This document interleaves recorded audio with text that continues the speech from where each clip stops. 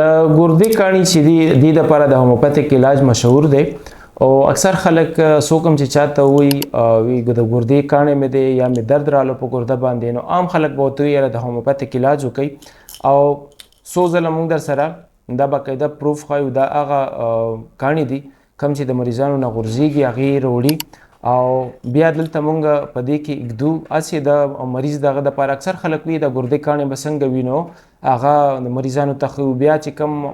5 mm دی 6 mm دی یا 12 mm پورې دا مونږ هغې ته ښایو بیا چې دا سایزونه هم دا دي. بهرحال د ګردې چې څه قسمه تکلیف ستاسو دی په هغې کې شګه ده کاڼی دی پړسوب دی په یوریټر کې په پایپ کې نښتې دی